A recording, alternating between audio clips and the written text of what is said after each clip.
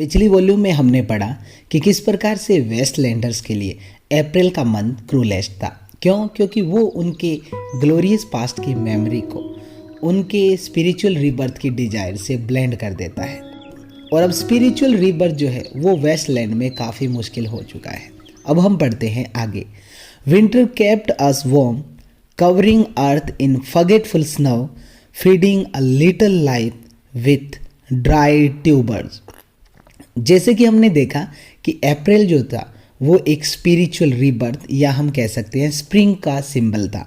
यहाँ पर विंटर जो है वो स्पिरिचुअल डेथ का सिंबल है। वेस्टलैंडर्स के लिए विंटर का मंथ काफ़ी कंफर्टेबल है, क्योंकि ऐसे में पूरी जो धरती है उस पर बर्फ़ जम जाती है और उन्हें कोई एक्शन नहीं करना पड़ता।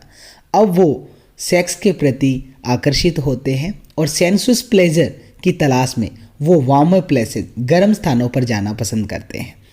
तो हम कह सकते हैं कि वेस्टलैंडर्स के लिए अप्रैल का मंथ क्रूलेस्ट होना और विंटर का मंथ कंफर्टेबल होना उनकी स्पिरिचुअल डेथ को डिनोट करता है। यहाँ पर कुछ मीनिंग देख लीजिए। फॉरगेटफुल का मतलब है यहाँ पे बिनमिंग, मतलब जड़वत करने वाली, एकदम जमा देने वाली। लिटिल लाइफ यूज किया गया है स्मॉल एनिमल्स के लिए, और ट्यूबर्स है रूट्स ऑफ ट्रीज, पेड़ों की जड़ें। विंटर केप्ट अस वार्म, यहाँ पर टायरेसियस कहता है कि वेस्टलैंडर्स के लिए विंटर का मंथ काफ़ी कंफर्टेबल है और विंटर में वो सिर्फ सेक्स के प्रति आकर्षित होते हैं और ऐसे में गर्म इलाकों पर जाना पसंद करते हैं। कवरिंग अर्थ इन फॉरगेटफुल स्नो, टायरेसियस बताता है कि कोल्ड सीजन जो है विंटर का वो पूरी अर्थ को एक बिनमिंग स्नो से जकड़ लेता है, मतलब पूरी धरती को जड़वत कर देता है। Feeding a little life with dry tubers, ऐसे में जो पूरी धरती पर बर्फ जमा हो जाती है तो जो छोटे छोटे एनिमल्स जो है वो अंडरग्राउंड होते हैं, हाइबरनेट कर लेते हैं, खुद को सुसुप्त अवस्था में आ जाते हैं, कोई काम नहीं करते और जो सूखी जड़ें जो है उन पर ही अपना जीवन यापन करते हैं।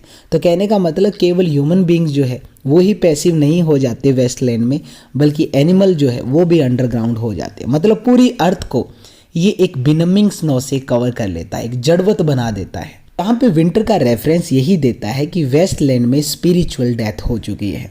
जैसे कि आपको मैंने बताया था कि आपको इम्पॉर्टेंट एपिसोड ध्यान में रखने हैं कि कौन सा एपिसोड कौन से सेक्शन का पार्ट है। तो हम यहाँ पे पहला इम्पॉर्टेंट एपिसोड देखेंगे। इस सीन में देखेंगे हम कि किस प्रकार से जो इस पोएम के स्पोक्स पर्सन है टायरेसियस, वो एक जर्मन प्रिंसेस जिनका नाम है मेरी, उनसे बात करते हैं। ये सीन जो है वो जर्मनी के म्यूनिक का है, जहाँ पे स्टार्नबर्ग, ये झील जो है उसके किनारे दोनों टहल रहे हैं। तभी अचानक बरसात आती है और वो दोनों जाकर एक पब्लिक पार्क जो है होप गार्डन, वहाँ जाकर बैठ जाते हैं और वहाँ पर कॉफ़ी पीते हैं। और कॉफ़ी के दौरान ही टायरेसियस को वो बताती है अपने पास्ट के बारे में। समर सरप्राइज्ड अस, यहाँ पर अस यूज़ किया गया है टायरेसियस और जर्मन प्रिंसेस मेरी के लिए। कमिंग ओवर द स्टार्नबर्ग जो है वो एक लेक है जो सिचुएटेड है जर्मनी के म्यूनिक में। With a shower of rain we stopped in the colonnade कहा जाता है कॉलम ऑफ ट्री जो लेक के किनारे पर उगे हुए हैं। And went on in sunlight into the Hofgarten, ये इंपॉर्टेंट है, ध्यान रखिएगा। होप गार्डन का जो रेफरेंस है वो कौन से सेक्शन में आया ये पूछा जा सकता है। तो the burial of the dead का जो पहला सीन है उसमें ही आता है। और होप गार्डन है क्या? A public park in Munich, and drank coffee and talked for an hour. यहाँ पर टायरेसियस जो है हमारे सामने एक सीन प्रेजेंट करता है जो है स्टार्नबर्ग लेक का, और ये आपको बताया जा चुका है कि जर्मनी के म्यूनिक में ये सिचुएटेड है। वो बताता है कि किस प्रकार से समर ने मेरी को और टायरेसियस को सरप्राइज कर दिया था शावर ऑफ स्प्रिंग रेन के साथ। यहाँ पर समर और रेन दोनों ही स्पिरिचुअल अवेकनिंग या रीबर्थ के सिंबल है, इस चीज़ को ध्यान रखिएगा।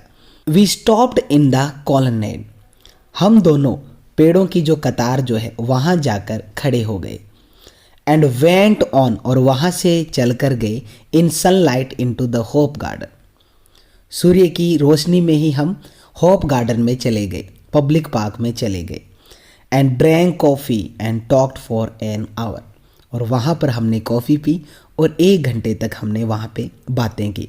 ध्यान रखिएगा, ये जो रेफरेंस लिया गया है एपिसोड ये जो सीन है वो जर्मन काउंटेस की ऑटोबायोग्राफी जो है माई पास्ट वहाँ से लिया गया है। तो पहला रेफरेंस आप ध्यान रखोगे, बिन गार कैन रसिन स्टेम ओस लिटोइन एक्ट ड्यूट्स and when we were children staying at the archduke's my cousin's he took me out on a sled. ये जो पहली लाइन आपको दिखाई दे रही ये जर्मन लैंग्वेज में है, ध्यान रखिएगा। बिन गार कैन रसिन का मतलब है I am not a Russian, और लिटोइन जो वर्ड आप देख रहे हो ये लिथुएनिया के लिए यूज किया गया है। आर्क ड्यूक्स यहाँ पर रेफरेंस है palace of the Prince of Australia, Australia के जो प्रिंस का जो पैलेस है उसकी बात की गई है। माई कजन, ये मेरी के कजन है जो आर्क ड्यूक है। स्लेड, स्लेड यूज किया गया है स्लेज के लिए। स्लेज एक गाड़ी जो बर्फ पर चलाई जाती है जिस पे पहिए नहीं होते। टायरेसिस जो है वो उस यंग वुमन मेरी से पूछता है कि क्या वो रशियन है, तो वो रिप्लाई देती है कि नहीं वो रशियन नहीं है। हालांकि उसके पेरेंट्स जो है वो लिथुएनिया से आए हैं, इसके बावजूद वो एक रियल जर्मन है। वो टायरेसिस को बताती है कि जब वो छोटे बच्चे थे तब वो आर्कड्यूक जो कि उनका कजन था उनके पास जाती थी, आर्कड्यूक उसे स्लेज की राइड करवाता था। एंड आई वॉज फ्राइटन, और मैं बहुत ज़्यादा डर जाती थी। आई यहाँ पर मेरी के लिए यूज़ किया गया, ध्यान रखिएगा, जर्मन वुमन मेरी के लिए। ही सैड मेरी, मेरी होल्ड ऑन टाइट। ही यहाँ पर यूज किया गया है आर्कड्यूक के लिए जो कि मेरी का कजन है। एंड डाउन वी वेंट, यहाँ पर वी यूज किया गया है मेरी और आर्कड्यूक के लिए, इस चीज़ को ध्यान रखिएगा। पहले जो रेफरेंस जो था अस वो टायरेसिस और मेरी के लिए था, लेकिन यहाँ पर यूज किया गया है आर्कड्यूक और मेरी के लिए। In the mountain there you feel free, I read much of the night and go south in the winter. South यहाँ पे यूज किया गया है southern part of Germany, Germany का जो दक्षिणी हिस्सा है उसके लिए यूज किया गया है, ध्यान रखिएगा। मेरी टायरेसिस को बताती है कि उसका कजन जो है वो उसे स्लेज के ऊपर लेके जाता था और वो स्लेज की राइड करते वक्त काफी डरी हुई होती थी। मेरी का कजन आर्कड्यूक उसे उस स्लेज को जोर से पकड़ने के लिए कहता और फिर वो दोनों एक साथ जो स्नो कवर्ड स्लोप जो है उससे होते हुए नीचे की तरफ जाते, ढलान से होते हुए पर्वतों के बीच वो सभी प्रकार के रेगुलेशन ऑफ लाइफ से मुक्त होती थी। आई read much of the night, वो टायरेसिस को बताती है कि तब वो रात को काफ़ी पढ़ा करती थी।